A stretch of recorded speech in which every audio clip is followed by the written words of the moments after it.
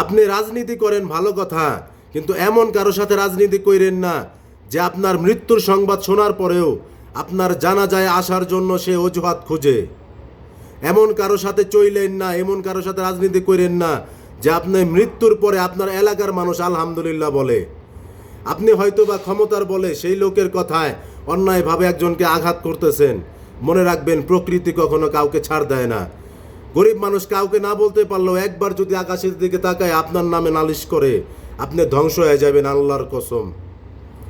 রাজনীতি ভালো জিনিস, কিন্তু সবার জন্য রাজনীতি না। রাজনীতি হইল যে অন্তর থেকে মানুষকে ভালোবাসে, যে নিজের দিকে তাকায় না, মানুষের কষ্ট দেখে যার চোখে পানি আসে, যে নিজের সঞ্চয়টুকু পর্যন্ত জনগণের জন্য ব্যয় করে। এখনকার রাজনীতি তো বেশিরভাগ মানুষই নিজের পেশা হিসাবে, নিজের জীবিকা হিসেবে নিয়েছে।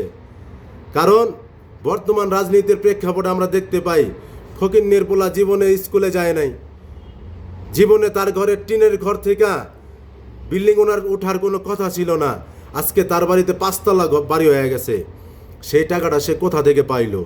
আপনার আমার মতো গরিব মানুষের টাকা নিয়ে, রক্ত চোষা টাকা দিয়ে এত বড় বাড়ি করতেছে, গাড়ি চলতেছে।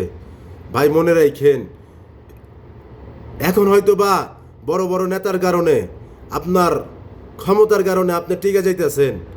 মৃত্যুর পরে আল্লাহর কাছে সব কিছুর হিসাব দিতে হইব। আপনি অল্প কয়টা দিন ভোগ করে যাইতে পারবেন, কিন্তু মৃত্যুর পরে এই গরিব মানুষের হকগুলো আপনাকে বোঝাই দিতে হবে। চাল, ডাল, গম, তেল, এক দানা যদি আপনি সরায় রাখেন, এক দানা যদি আপনি তাদেরকে কম দেন, এর কঠিন জবাব দিতে হইব উপরওয়ালার কাছে।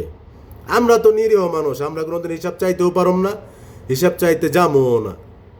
কিন্তু উপরওয়ালা একজন আছে, যার কেউ নাই, তার আল্লাহ আছে। অতএব জীবনকে এমনভাবে গড়ো যাতে মানুষ মরার পরে তোমার জন্য আফসোস করে, তোমার শত্রু তোমার জন্য কান্না করে, তোমার জানাজায় আসার জন্য মানুষ পাগল হয়ে যায়, তোমার কবরে একটু মাটি দেওয়ার জন্য যাতে মানুষ ব্যাকুল হয়ে থাকে। এই দুনিয়া অস্থায়ী, আখিরাত চিরস্থায়ী। সেভাবে জীবনকে গড়তে হবে। দুনিয়াতে আসছি, আবার চলে যাব। এই দুনিয়াতে আসার পরে কি বাজার করে নিয়ে গেল আল্লাহর কাছে, সেটাই আল্লাহ দেখব। তুমি যে অন্যায় করলা সেটা আল্লাহ দেখব না। ধন্যবাদ সবাইকে, ভালো থাকবে।